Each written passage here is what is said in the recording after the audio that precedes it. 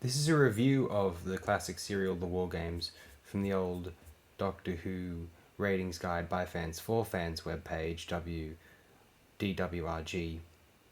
This review, one of the all-time greats, by Tim Roll Pickering. This is from the 20th of February 2002. And so the Patrick Troughton's run comes to a close with another epic story. The War Games has been criticised for being overlong, but it works well as a story that always keeps the viewer hooked through every successive development. Seems strange that after 3 years, mostly dominated by monsters, the final two Troughton stories don't feature any, bar the brief appearances of some old foes in episode 10. But one of the great successes of Doctor Who has always been to make the viewer ask what's going to happen next. The story opens strongly in the middle of the First World War, complete with all the terrible images now associated with it. One of the nice touches of the story is the way that the threat is gradually built up so that initially the viewer thinks that General Smythe is the villain of the piece and that the story is a pseudo-historical along the lines of the Time Meddler. But then we get to the end of episode 2 where we discover the Roman zone. Then in episode 3 we meet von Weich, virtually an identical version of Smythe on the German side, even down to having a video screen behind a portrait of his ruler. Then we find that Smythe and von Weich are mere lieutenants in a much bigger scheme headed by the war chief, or so it seems. This is a story full of unexpected twists and turns, constantly keeping the viewer guessing and fully justifying the story's length.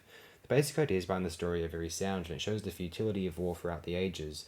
No matter how the technology may improve, mankind is still slaughtering one another, and in each conflict the two sides are virtually indistinguishable. The aliens are very much based on the traditional image of First World War generals as ruthless butchers taking decisions that will kill thousands of men but won't have the slightest effect on them personally, although other earlier military commanders are equally open to the charge.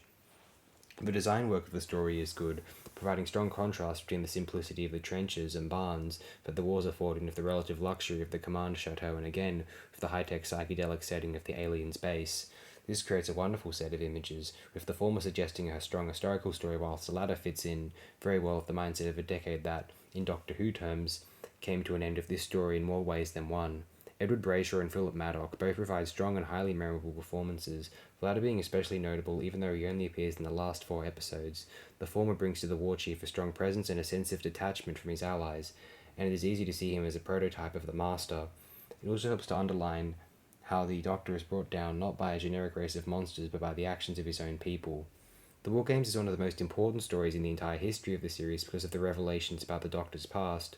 Wisely, these are built up gradually so that the first of the War Chief recognizes the Doctor. Then we learn that the War Chief is a Time Lord, and then in episode 8 we have the single most revealing scene so far in the series.